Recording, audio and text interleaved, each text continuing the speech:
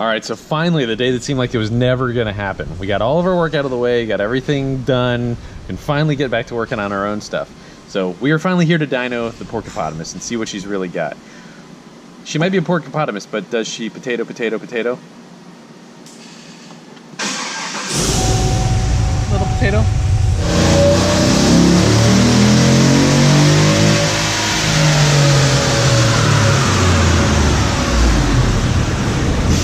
Here's a couple things that we need to note about the Porkapotamus and the build that we have going on.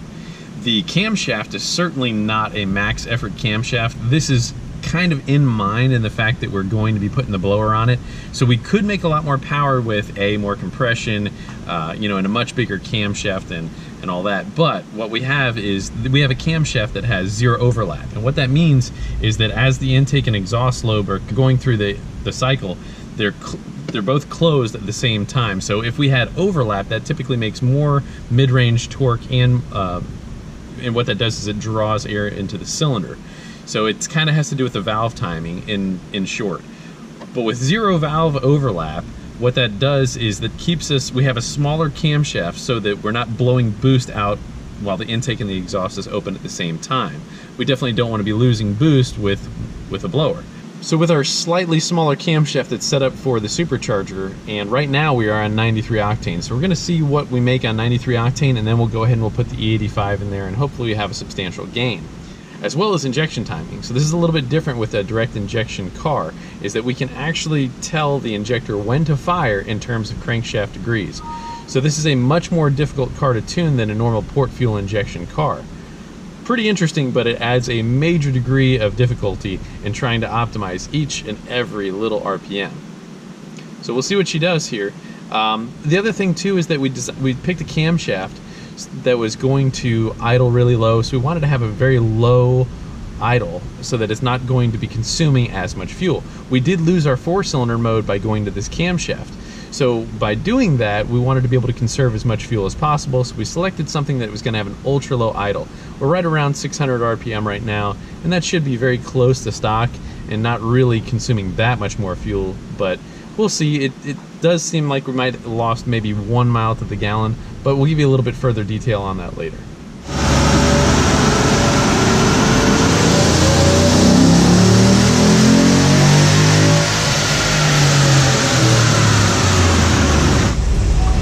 All right, we're off to a very decent start at this point right here.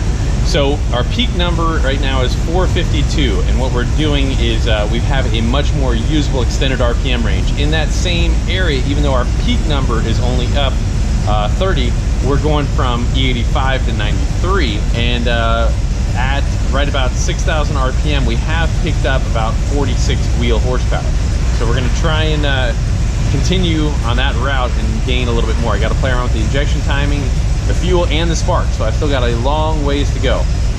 All right, at the moment we're having some issues with the tach lead. Early in the graph it showed like 460 some odd pound-feet of torque, but we're going to, that wasn't totally accurate, and it's kind of doing some spiky stuff when we get the RPM lead acting a little bit funny. So we're gonna try and address that in the coming moments here and see what we can do from there.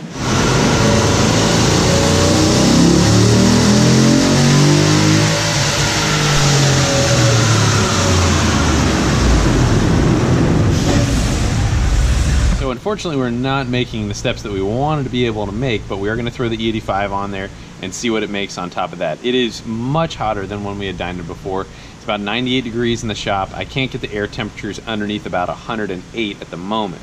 So if we let it cool for a whole long time, yes, we can make more power. That's not totally true to what it would be doing in the real world, but we're going to kind of just roll from here.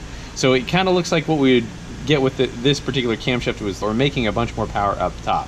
That's really what we want, and then on top of that, this setup is really ideally set up for forced induction, and that's truly where this thing should shine.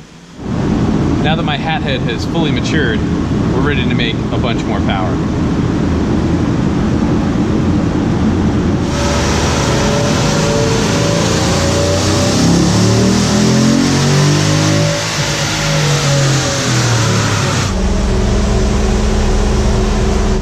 Guess what? The Porkapotamus likes ethanol. She picked up a good solid about 10, 12 all the way across the board, Let's see if we can throw some extra spark advance out there with that E85. E85 is about 106 octane, 107 octane, depending on how much. We're only at a 54% blend right now, so you can call that roughly about 100 octane.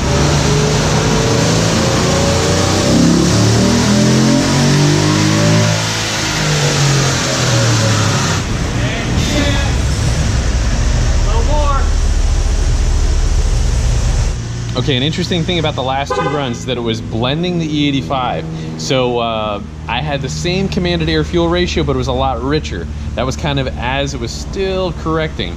So now we have the same exact air fuel ratio, which it had adjusted to. That's the way it's designed to work. And now we picked up a little bit more power. So we're making 468.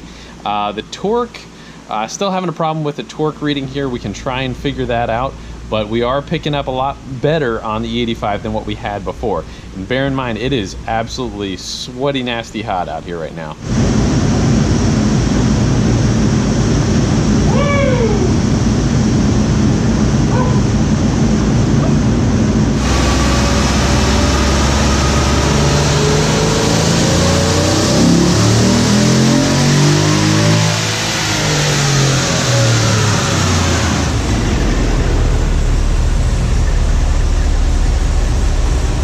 Things are shaping up very nicely.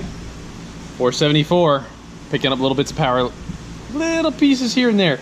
Changing injection timing, I noticed as we were getting more alcohol on there, the injection timing, the end of injection timing was kind of trailing down, and it needs to kind of be in a little bit of a happy spot. Got that tweaked a little bit, plus I threw another degree and then a ½ degree more on the top end, and she likes it. The Porkapotamus is thirsty for some E85. It likes the injection timing, and it really likes the spark advance. So things are going pretty good. What I was able to derive a little earlier, even though our torque readings are a little bit messed up, is that we're up about 18 pound-feet or 18 horsepower down low in the lower part of the curve. So just kind of some basic math on that. At that low of the RPM, which was about 4,000-ish, she should be making upwards of about 18 pound-feet of torque there more. So we had made a best of 470, should be almost 490 torque, and 474 horsepower at the moment. Pretty darn good. I'm pretty pleased with the Porkapotamus.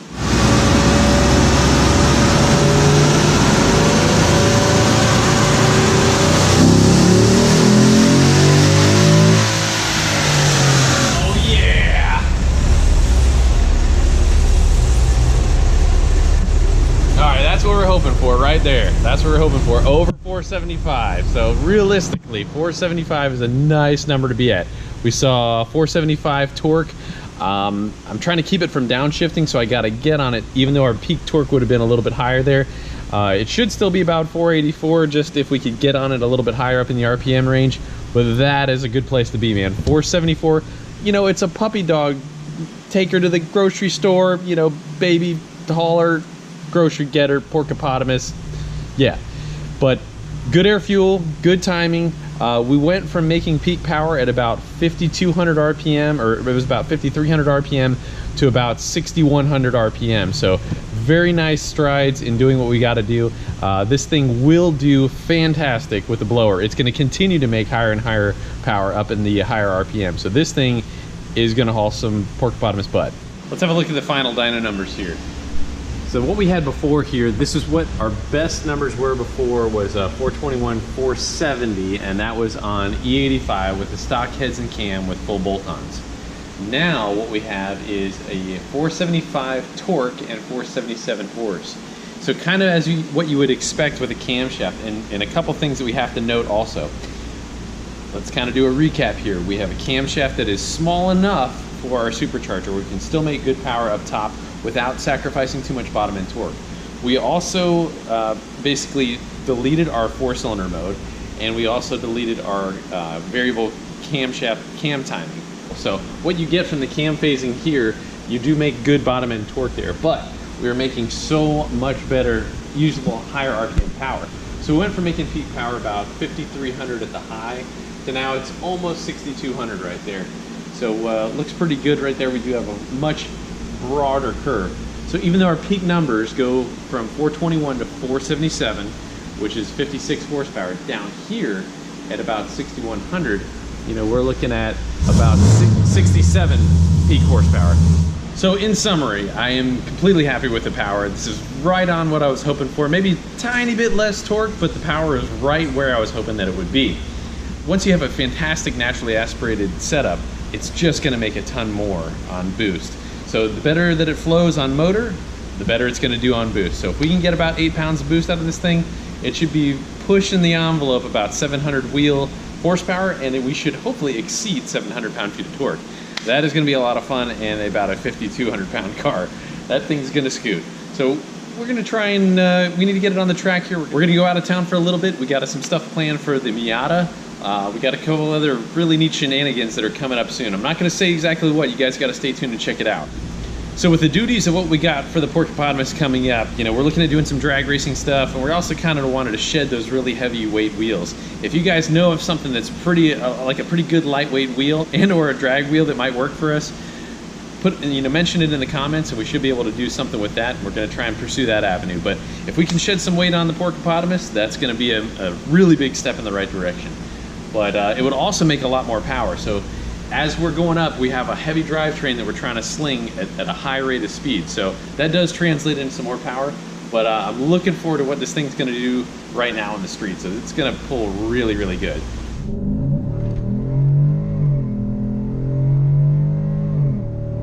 Good, good, good, good girl, good girl. Nice. Ain't too bad, man. I like it. I like it. It's definitely, this is the perfect platform now for throwing the blower on. This thing's gonna really blow the tires off though. So I noticed a couple things that I gotta do. I'm gonna probably make the shifts a little firmer. Somebody had asked about doing some tranny mods to it, and the tranny has been bumped up a lot. It does shift firmer and faster. I want it to go a little bit firmer and faster still. It's about maybe as quick as it's gonna be, but I do want it to be a little bit more aggressive, and it's good for the trans to shift really firm and aggressive like that, but that's a good start right there. We'll go from there. All right, here we go. Couldn't really floor it there. Kind of just trying to limit the amount of tire spin. Dang, definitely a lot more top end feel. Feels a ton better. Nice, nice, nice. Very good, very good. Feels freaking good. It's got way, way more noticeable top end than what it had before. So that works pretty freaking good, man. I'm happy with that. Hopefully with the blower, we'll be able to get this thing, I think we could probably get her mid-11s, maybe low 11s. That would be pretty awesome for a 5,500 pound car. That is gonna book. That feels really good for this big old pork chop. I'm very proud of her. I think she deserves a sticker. I think we're gonna put a sticker on her now. Yeah. So as we had mentioned in the second video of the Porkapotamus here, Andy from ADM has actually designed a very all-encompassing, very thorough kit. It has some super nice high-quality components all the way through it. Like, look at these adapter plates. This is so much bigger than I had ever thought. It's just a really, really nice component. It's machined extremely nicely. I can't wait to put this thing on, and then we're going to put our adapter or our thermal plates in between there and really try and block the heat. This is going to work out really, really, really nicely, though. And I mean, even the quality of this bracket is just so sweet, though. So he's got every single thing thought of. Check out the instructions and the way that everything is set up there. I'm just kind of blown away when we opened this thing up and looked at just all the different parts and components on it. I mean, this pulley right here, just everything is over, above, and beyond. It's so nice and well engineered and clean, and it's rather impressive, really. I mean, even the hoses, he's got everything labeled on the hose. The hoses are wrapped in a like a mesh shrink, keeps everything nice and protected, labeled. We got an LT4 heat exchanger here. We've got the LT4 pump.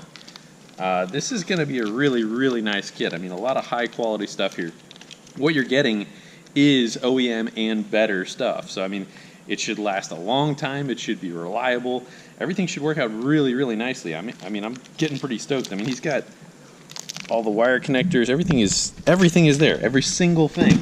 I mean, we've got this nice little surge tank that we're going to throw in there so we could kind of watch our heat exchanger flow through there. So it holds a little bit of coolant in there, and we can kind of watch it flow and just make sure everything is working right. He's even got a bracket for that.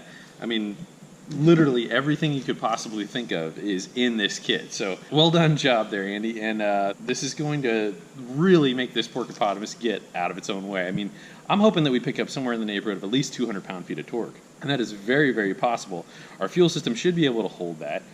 This thing's going to move. I mean, if we make about 9 pounds of boost, which is kind of what we're hoping for, it's going to pick up about 170-ish horse and somewhere about 200 pound-feet of torque. That's going to be so much fun in this. Even though this is only a two-wheel drive, we'll be able to blow the tires off probably however we want. But that's going to be a lot of fun. All right, guys, thank you so much for watching. We are finally at the end of the Supercharger build. So next episode with the Porkapotamus, we will be assembling, putting on the blower, and hopefully maybe even dyno tuning in that episode. But we got all these awesome parts from ADM to put on, and I'm really excited to see what kind of power this thing is going to make. Thank you guys so much for watching, and please check out our merchandise down at the link below. Also, please check us out on Instagram, and we got all sorts of kind of different things that we don't necessarily show on YouTube, sometimes on there. Thank you so much for watching. God bless you guys.